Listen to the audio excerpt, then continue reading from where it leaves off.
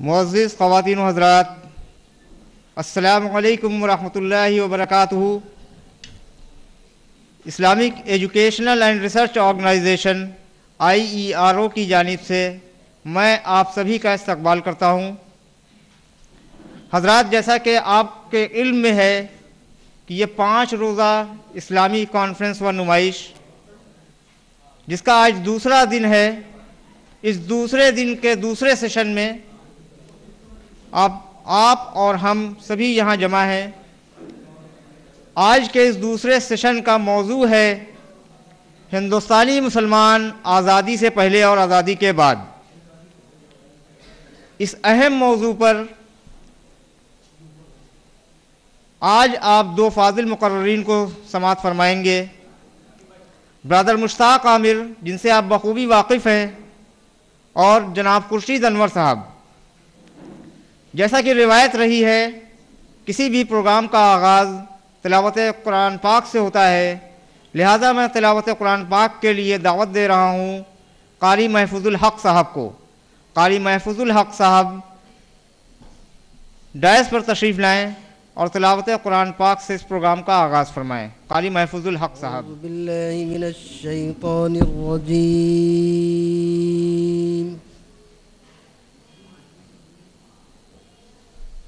बिस्मिल्लाहिर रहमानिर रहीम।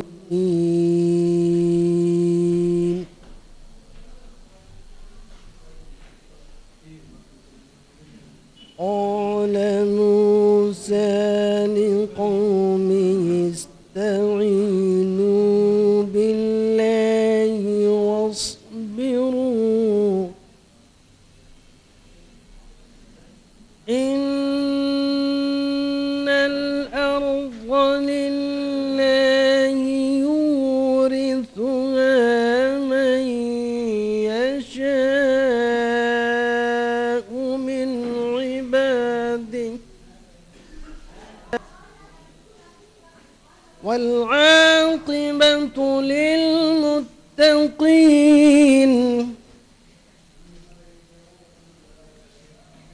क़ालू ऊज़ीना मिन क़ब्लि अन तअतियना व मिन बअदि मा जि'तना।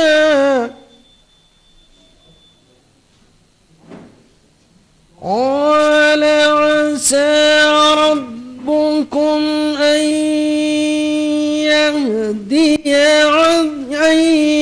यहदियक अदुव्वकुम वयस्तखलिफकुम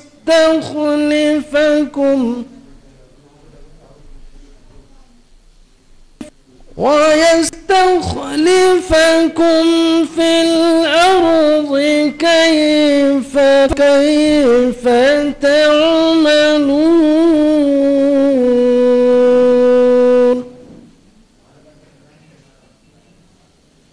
ويستخلفكم في الأرض فينظر كيف تعملون। صدق الله العظيم। जज़ाकल्लाह कारी महफूजुल हक साहब। हज़रात, अभी आप कुरान करीम की आयत की तिलावत समाअत फरमा रहे थे। इन्हीं आयत का तर्जुमा पेश करने के लिए मैं मदऊ कर रहा हूँ ब्रदर उमर खालिद को। ब्रदर उमर खालिद। हज़रात, अस्सलामु अलैकुम व रहमतुल्लाहि व बरकातुहू। सूरह आराफ सूरह नंबर 7 और आयत नंबर 128 और 129 का तर्जुमा पेश खिदमत है। शुरू अल्लाह के नाम से जो बड़ा मेहरबान और निहायत रहम वाला है। कहा मूसा ने अपनी कौम से, अल्लाह से मदद मांगो और सब्र करो।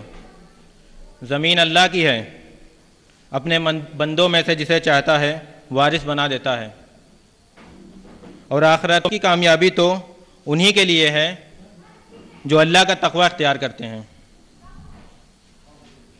उनकी कौम के लोगों ने कहा, ऐ मूसा, तेरे आने से पहले भी हम सताए जाते थे और अब तेरे आने के बाद भी हम सताए जा रहे हैं। मूसा ने जवाब दिया, करीब है कि तुम्हारा रब तुम्हारे दुश्मन को हलाक कर दे और तुम्हें ज़मीन में खलीफा बनाए, फिर वो देखेगा कि तुम क्या करते हो। जज़ाकल्लाहु खैरन।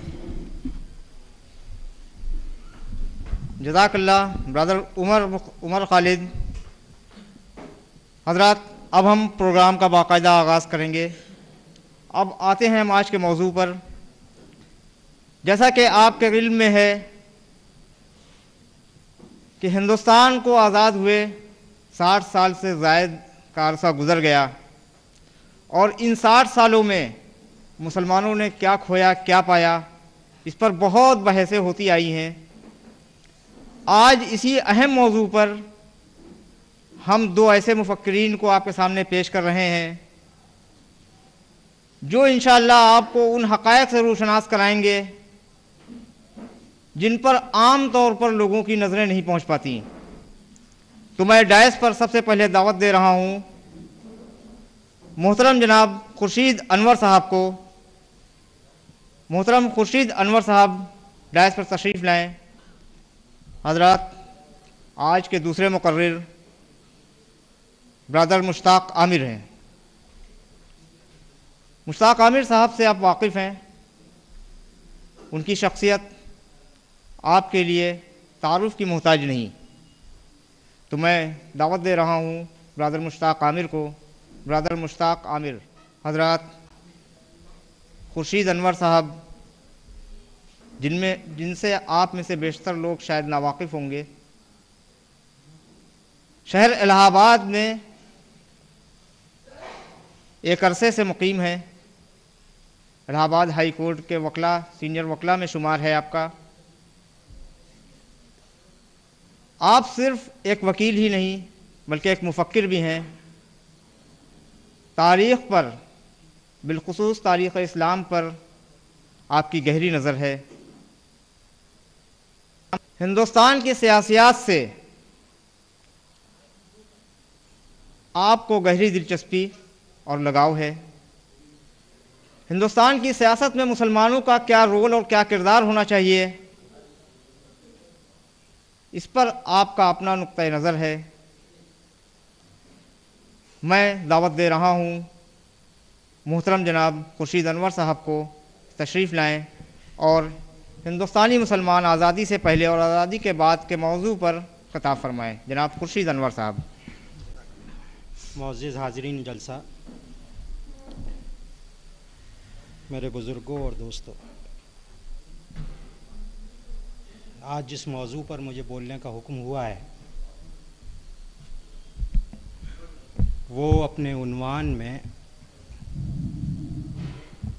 भले ही मुख्तसर लगता हो, लेकिन ये एक बहुत वसी और तवील मौजू है जो कई सदियों पर मुहैयत है। यूँ तो बज़ाहिर ऐसा लगता है कि हम किन्हीं दो दौरों की बात करना चाहते हैं, आज़ादी से पहले के मुसलमान और आज़ादी के बाद के मुसलमान। लेकिन अगर थोड़ा गौर करें तो ये तीन दौर हैं। एक वो दौर है जिसमें मुसलमानों की यहाँ आमद हुई और उनकी हुकूमत से बेदखली हुई। मेरी मुराद सन 712 जब मोहम्मद बिन कासिम पहली मुहिम के तौर पर यहाँ आए और वो दौर ख़त्म होता है 1857 पर। यानी ये वो दौर है जिसमें मुसलमान इस मुल्क के अंदर हाकिम की हैसियत से रहे। दूसरा वो दौर जो 1857 से 15 अगस्त 1947